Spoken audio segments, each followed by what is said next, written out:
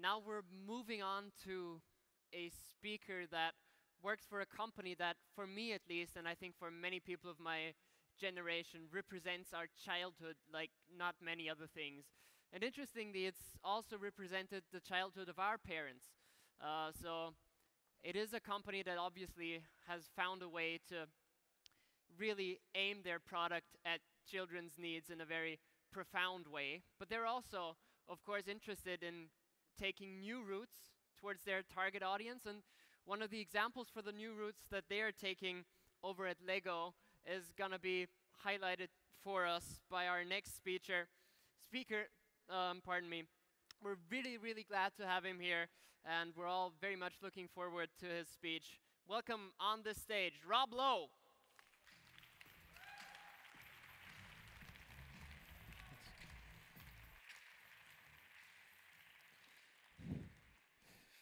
Hi, everyone. Thank you for having me here. Thank you to 15 Seconds for putting on such a fun festival. Thank you for giving me such an awesome slot when I'm like the only thing between you guys and a nice cold beer at the end of 2 days as well. But I'll try and get through it quickly. I'm going to start off with a couple of things, a warning and an apology. The warning is a bit of a random one because 18 years ago, I had like an alcohol-related drinking injury, and I hit my teeth, and I broke them, and I had to get like a kind of bridge put in and stuff, and it's been perfect for 18 years. And then this morning, it started to go like this. So there might be a scenario where like my tooth falls out halfway through the presentation, which would be like weird, but I guess quite funny. And the second is the apology. So some of you guys might be a little disappointed and expecting this guy to be here, the rich, handsome, successful Rob Lowe. I basically get surrounded by an air of disappointment every time I check into hotels or flights or anything, pretty much. But no, that's not me.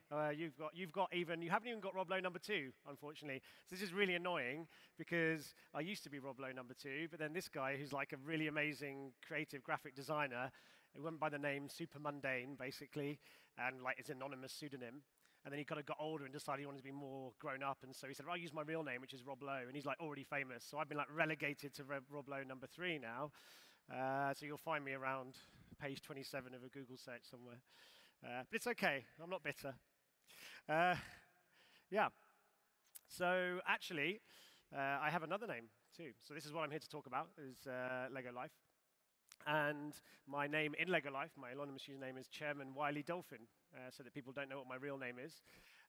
It's kind of ironic. I chose it because I actually hate dolphins, which is like a weird thing, and it's actually true. And I'll tell you about it over a beer later if anyone wants to know why. Yeah, so that's my new username. It's anonymous, so I'll tell you why in a minute.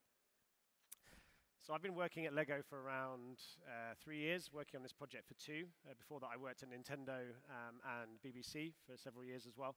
And when I came in, there was already a business case around this. And it was basically the business had decided that we wanted to create a direct one-to-one channel between Lego and our kids so we could communicate directly with our consumers.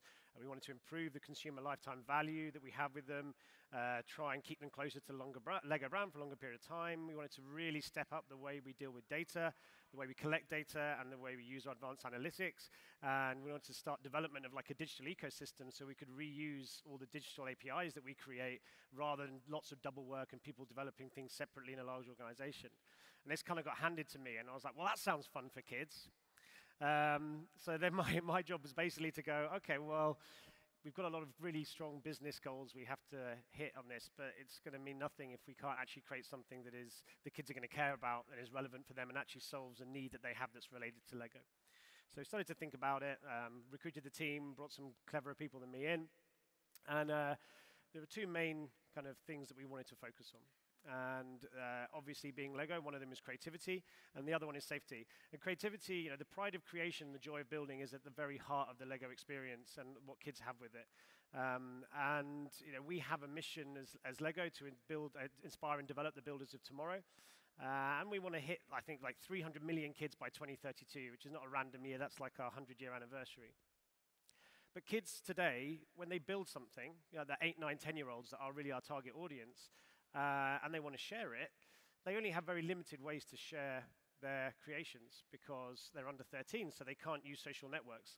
They're not appropriate. Anyone who's spent any time in YouTube knows that it's like not a cool place for a 30-year-old guy to hang out. It's just full of like the most angry people you'll ever meet, let alone a place for like a 9-year-old child to go. So, you know, Facebook, Instagram, they're all kind of plus 13 networks. They can send it off to Lego Club magazine, get it published if they're really lucky, and we had this like clunky gallery on lego.com that kind of worked, but there are less kids going to web every day than there were before, so we decided to think, okay, well maybe we can create a platform that is essentially a Lego social network where kids can share their creativity and we can inspire them to build different things, maybe give them different options of building rather than just following the building instructions, because it's another challenge we have that we don't just want Lego to be a toy that you build and then you play with and the building is a chore that you have to do. It's supposed to be something that inspires kids to think creatively and learn through play. So we wanted to create this platform that was allowing kids to share those creations with each other. Then the other thing is safety. You know, if you're building a social network for under 13s and you're Lego and you have a brand that means so much to parents and to kids and so much kind of trust that's been built up over so many years, we have to kind of absolutely double down on how safe this is going to be, because there aren't really many other experiences like this for like a 10-year-old kid out there. And I don't know, you probably don't know too much, it's kind of boring, so I won't talk about it too much, but there's like COPPA, which is the digital children guidelines about how they can kind of behave in the digital space and how you can treat them as a business. There's new legislation coming next year in Europe called GDPR, which will be even stricter. But the very heart of this is something called verified parental consent, where an adult has to verify who they are and then give permission for a child to do something in the experience. So we did loads, like tons of research, kind of testing with parents. Do you think this is a good experience? Yes, it's awesome. I really want my kid to do it. Is it something that you would download for them? Yeah. Would you do VPC? What's VPC? What's verified parental consent? Oh, you have to kind of put your credit card details in. You probably get like a 50-cent payment that will go to charity, and then we'd know who you are, you say you are, and then you could give permission for your kid to do stuff. And they're like, yeah, I'm not going to do that. And they're like, why? It's like safer. You know for sure that adults have approved these kids. There's no weird people in it. They've been verified, all this kind of stuff. And then they're like, yeah, but there's loads of other experiences my kids use that they don't have that in. I can't be bothered to do it. It's a waste of time. So we're like, oh, okay, this doesn't sound good. And we kind of thought about it for a while. And we went back to these people a bit later in the interview and was like, okay, well, what if we, you like the app, you like the experience, like, yeah, it's awesome. If we, instead of it being free, would we charge $3 for it? Would you buy it? And they're like, yeah, probably. And it's like, well, how would you pay for that? Oh, with my credit card. And then you're like, oh, right, okay then. So there's this weird psychology going on there where they're quite happy to pay $3 for something with their credit card, but they won't give you your credit card details for 50 cents to verify who they are, because the psychology is, well, that's not what my credit card is for, and I feel like I'm giving my data when I don't need to.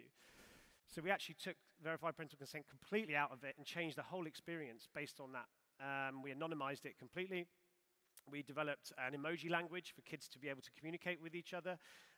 We started coming up with some quite creative ways once we put in these constraints of what we could do. We couldn't actually use the amount of data that we could have done if we had that parental consent in, so we had to anonymize the data that we put into our recommendation engine, and we had to ask kids to kind of select things to follow in the experience, because if they self-select it, then we're allowed to use it, basically. Sorry, okay. Thank you for the feedback. I'm talking too fast, but I can see the timer going down. Yeah, so within Lego, we're a company that is really good over many years at developing physical products over a 3-year span, going from inception all the way to the shelf basically. We are not so good at creating something digitally and basically putting it out there maybe when it isn't finished, and doing all of the ways of working that come with that. So we had to do some interesting stuff inside the business. We had to prioritize this above and beyond any other experience that was being developed in Lego. And because we're a big company, it might be similar to other companies that people work for in the audience as well, it's like, they're just terrible at prioritizing. It's like, I want to do this project, I want to do this project, and if you have got some success, then you can afford to do all of them, then you just do all of them. And it leads to a lack of focus and often to a lack of ability to succeed on them. So we prioritized this resource-wise, focus-wise, above and beyond everything else that we were doing. Websites, franchises, other apps. We put the resource into this. We decided to delay the launch. We wanted to, the pressure internally was like, let's make a big launch, let's do big celebrations, loads of PR, advertising. And then it was like, well, that's not really how you do it in this space. You release a beta version, and then you see how it does, and you add features depending on what the kids like and don't like. So we managed to get permission from the business to release this minimum viable product and go from there. We moved the development team. We had an external agency doing all the front-end work and an internal doing the back-end work and all that kind of stuff. And it was really complicated, and everyone was arguing with each other. So we just actually brought it all internally and get them all sitting together, which actually, I'll talk a bit about that in a second as well, which made it a lot better. We switched the coding from Unity to native coding on the apps as well. So it was this really graphically rich experience originally where minifigures could walk around and talk to each other, but we realized that it was a really heavy app that was going to be like several hundred megabytes. It was going to be really slow to update. Social networks are all coded natively in Swift and Java because it's quicker for the content to be updated when you go on. So we had to switch the development halfway through from Unity to native languages, which was actually quite expensive and difficult, but it was the right thing to do. And we actually changed ourselves to be actually data-led, not just pretend data-led. So it's like, yeah, we're data-led, but really what I'm doing is looking for data that actually just proves what my gut's telling me. Not kind of saying, okay, the data is saying, there are 40% of kids dropping out of the photo upload process at this point, so we need to fix it. So that's what we have to do rather than the sexy video upload UGC that we want to put in. So it's kind of actually taking that leap and not just saying you're doing it, but doing it in the right way is very important. And then basically we sold the crap out of it in the company. Like, I can't underestimate how many different presentations, meetings, town halls we had to do to try and explain to these quite traditional marketeers and product development audiences around the fact that we are essentially going to release something that could be a bit crap and a bit rubbish, but it will get better, and you have to bear with us, and eventually it could become awesome, because that's just the way you do it in the digital space. The company has a motto at Lego, which is, I apologize for my terrible Danish accent, it's like, "De beste ikke forgot," which basically means only the best is good enough. And it kind of applies to everything. But in this case, we had to kind of say, well, sorry, guys, we're not going to do that. We're going to release something that isn't that great, and you're just going to have to live with that. And we can't also commit to you that we're going to deliver this feature then, because we're not actually sure when we need it and when we're going to put it in. Everyone was a bit like, oh, okay, and you're getting all this money. And I'm like, yeah, it's going to be fine. Promise, don't worry. So we did that a lot in the company. Then we kind of went into, spoke a lot with Google and Apple, because we have good relationships with them anyway, because we release games and apps with them, and we do a lot of work with them in different areas. And so essentially, we got one of the, particularly with Apple, they brought in one of their UX design experts, like a guy who designs like iOS and Apple software and stuff like that, you know, like amazing. And he came in, and initially he said, this is a great idea, there aren't really any social networks for under 13s, it's kind of perfect fit for you guys, yeah, you should do it. But by the way, most of the decisions you make are terrible, and so what we did essentially was just roll up in a ball on the floor and let him kick us for about an hour and a half while telling us all the things that we'd done wrong in the app, like things like we have 3 different fonts on one screen at one time, we have 4 different back buttons, how are kids supposed to learn the design language if you're not being consistent, you've kind of created this DIY look and feel for the experience, but you haven't really gone all in on it, you're kind of fudging it, you need to go all in. The font that you have chosen, your main font, is 10% of your users won't read it if they're dyslexic, because it's like a handwriting font, and they won't be able to read it. So we were like, oh, okay, stop kicking me now. But what we did do is we put like a week at the end of our development program before we launched after the beta version. We called it Apple Week, where we just tried to fix as many of those things as we could. We didn't do all of them, but we did most of them, and we're continuing to try and improve them now. So, video, forgot about the video, damn it. I'll go back, there we go.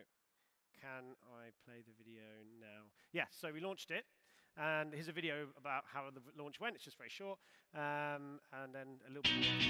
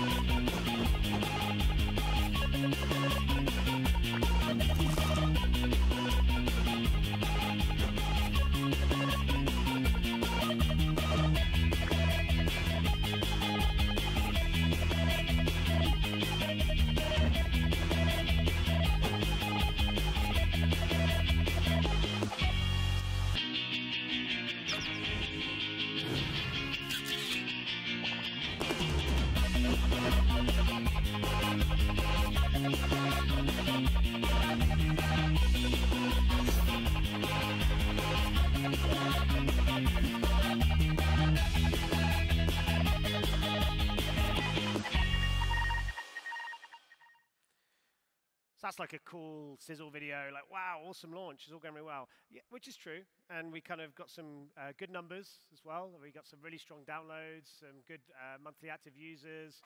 It's pretty strong, beyond our expectations. We've got a lot of engagement. We've got a lot of UGC uploads, like 2.5 per minute. So kids are really uploading stuff. They're making Lego creations they never would have made if we hadn't made this. So that's a really rewarding thing to know.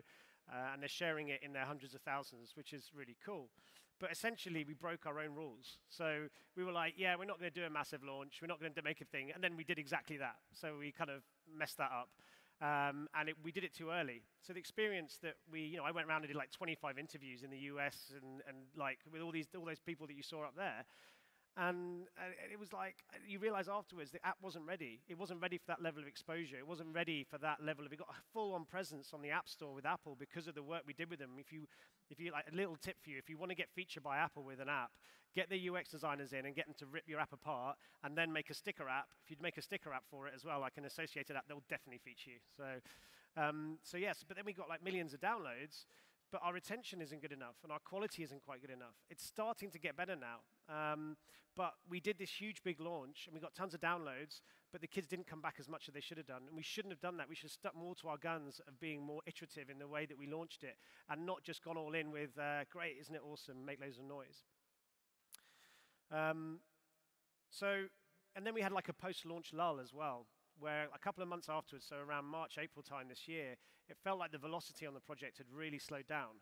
The development, there were that many features going into the app. It still felt very similar to the beta version and the version that we launched in January. And the whole point was that we launched a minimum viable product and we improve it.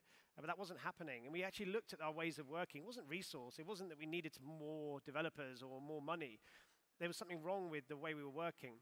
And we thought we were doing agile, but we weren't really. We were using this, it's literally called safe agile, but what that means is like not agile. So you have like a scrum at the beginning, and then you spend 2 months in a program increment working on what you agree in the scrum. So you do like 1% agile and then like 99% waterfall kind of approach to it. So we went back and we kind of, with our internal development teams, tore it up and said, all right, well, let's actually just change it completely. Let's have our creative guys sitting with your UX guys, sitting with the back-end and the front-end developers and the data scientists, sit together in a cross-team. And we do 2-week sprints, and we put features in every 2 weeks. Now, in the digital space, that is just like normally how you develop. But for us, it was like a revolution, and we had to change all the structures internally. But since we've done that, our quality rates, our scores on the App Store have gone up significantly, our retention rates have gone up significantly, and it's starting to improve. And I think that is one of the fundamental things that we've challenged within the business is it is possible to work in an agile way within a large process-led manufacturing traditional organization. It's just really difficult to get it working, and you have to make a lot of mistakes before you get there. So that's actually it. Now I feel like I've got like 5 minutes left, but I have a slide for any questions you might have around this or Lego in general. I can try and answer them. I can't tell you like what the next supercar set is going to be if we haven't announced it yet, but I can try and answer any other questions that you might have. And my tooth didn't fall out, which is awesome, so that's good.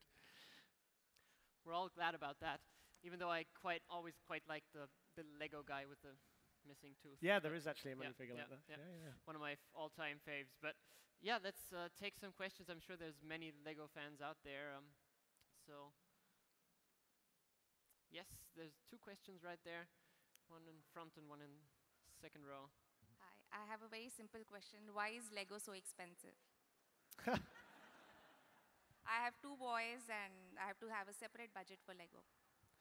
That's a good question. I guess like the cost is a relative thing, I think. And it depends on the value you get out of it. I think that we obviously have ranges of products all the way up from like, €2 for a minifigure pack all the way up to like €300 for a Death Star. True, it's true. But we have a very set business model, and the one thing that we will not compromise on anything is the quality of our physical products. And that means that they are more expensive, but it also means that they're higher quality. If you buy another construction set and you buy a Lego set and you compare the two, the quality of the actual bricks, we call it the clutch power, the way they stick together is different. You can feel it's different. It's just right in terms of how much it takes to pull them apart and put them together. And then you look at the quality of the building experience. So how much fun is it? Just at the point where you think it's getting too hard, then a little fun bit of building happens. If you have to do the same bit of building several times, it tries to mix it up and make it more fun. The designers and the building instruction tech guys are like geniuses. And that kind of attracting that talent and having that level of quality does mean that our prices have to be higher. So we would rather have higher quality and relatively higher prices rather than low quality and low prices.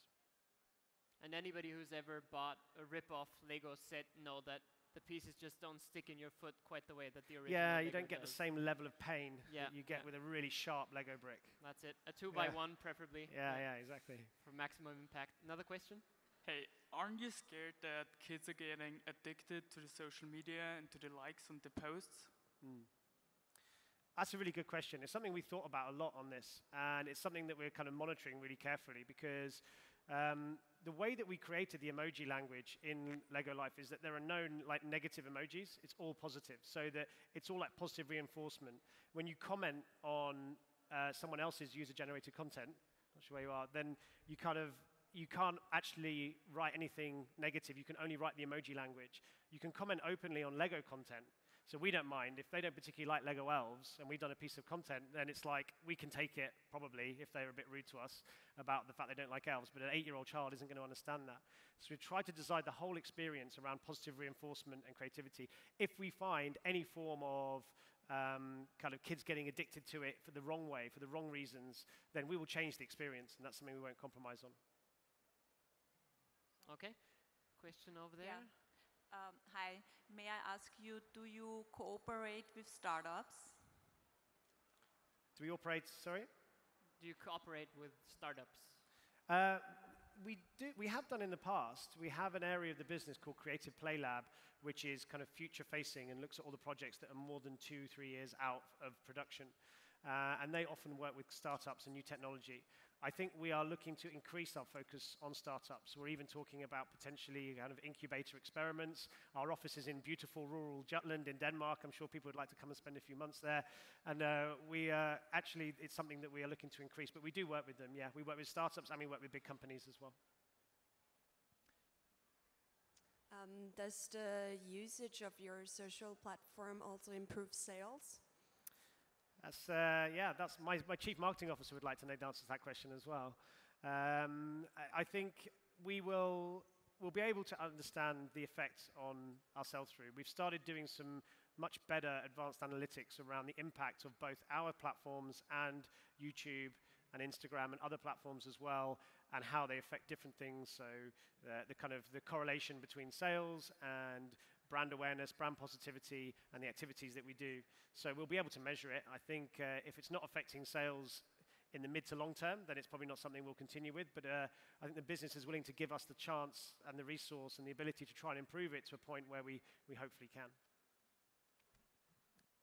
Right over there. Hello. Hi. Thank you for the talk. How would you say you're creating the demand for your customers, since actually the parents are buying it, but mostly the children want to have it? How would you target that, or how you deal with that? Yeah, I mean, obviously this is very much targeted towards kids. One of the next stages of what we're doing on this next year is we're going to be creating a parental dashboard when we do look to install the verified parental consent in it. And that will allow kids to, if they want to, upload their own pictures of themselves. So right now in Experience, you cannot upload a picture of yourself. You cannot put your own name in. You can't do it. It's all completely anonymized.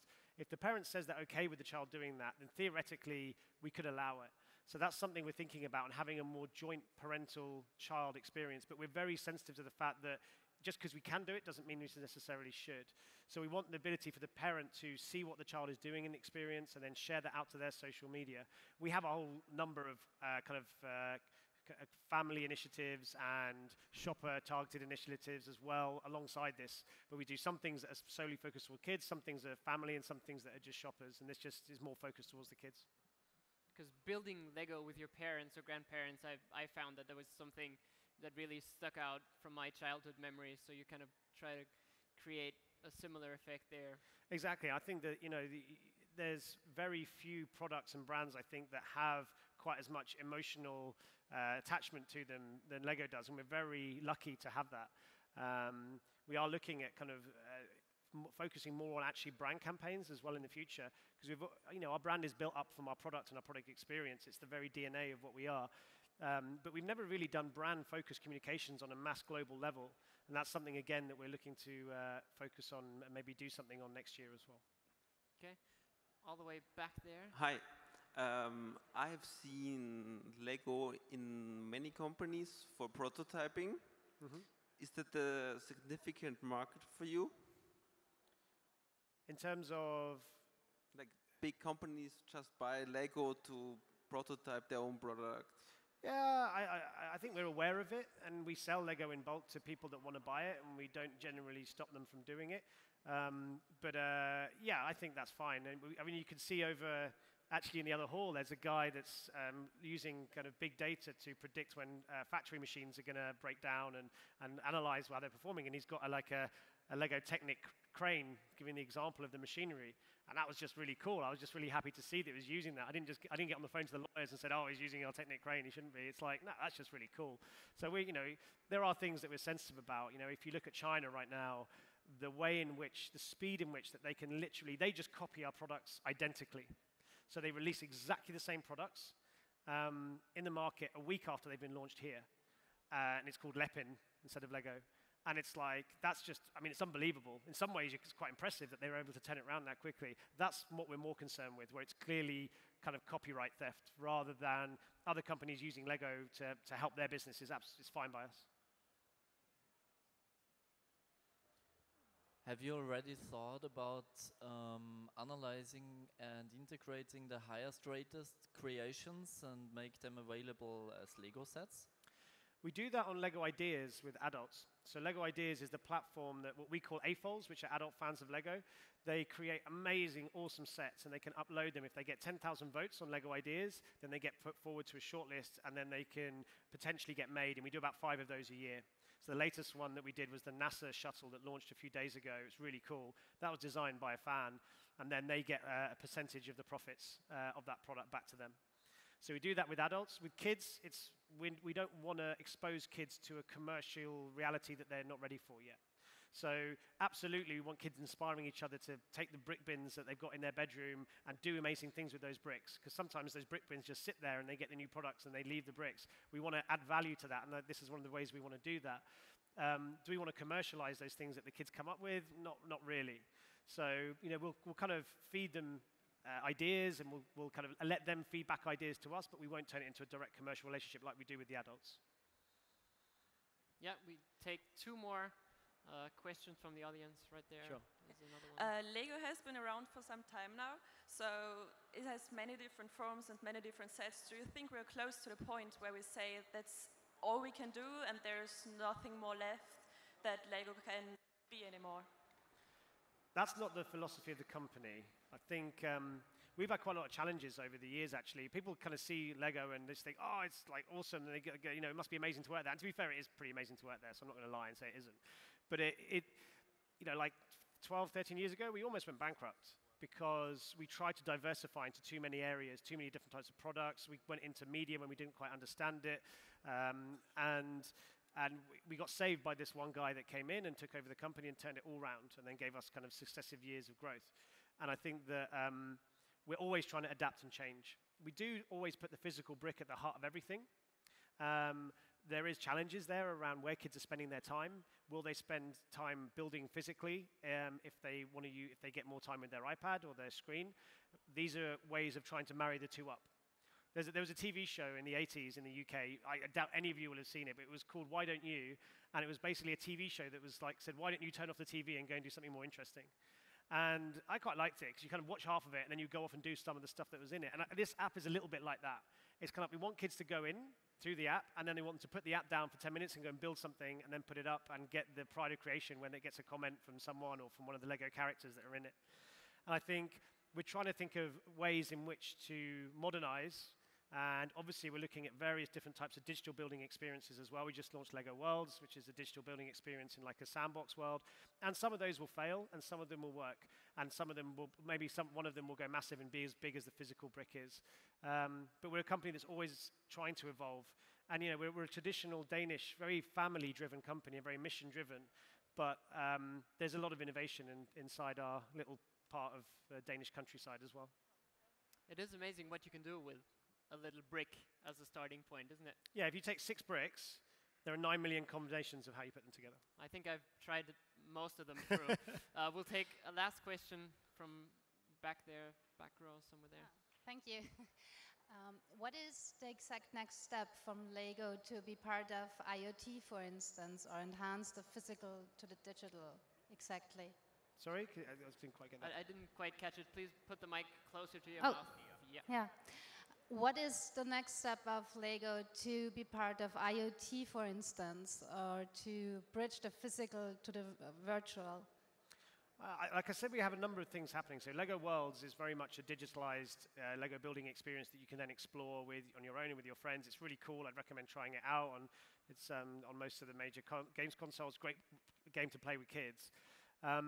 We're launching Lego Boost in August this year, and that's more of a STEM product for a younger age, but it's actually you can learn to code a Lego robot. So you build a robot, you can build various different versions of it. There's a simple coding program that you can then teach it to do different things. And that is awesome because you're teaching kids how to code. They're also constructing and learning through play, and then they can rebuild the robot in whatever way they want. And I do think that's going to be a big success, actually. I think that's one of the ones we're quite confident about. But there are some things that will work and some things won't. Like we had Lego Dimensions, which was a Toys to Life game similar to kind of Skylanders and Disney Infinity, and that whole market grew and then shrunk in a space of about 3 or 4 years. Lego Dimensions was a great product, still is a great product, but it's you never know when something is going to be the new normal and when it's just going to be a fad. So you have to have lots of kind of bets out there because some of them will fail. Well, thank you for being here. Thank you for sharing your concepts with us. I'm sure there's many more Lego enthusiasts out there willing to get 1 or 2 more personal questions in. Thank you, and to us, let me just say that you are the #1 Rob Lowe out there. Thank you for being here. Thank you very much.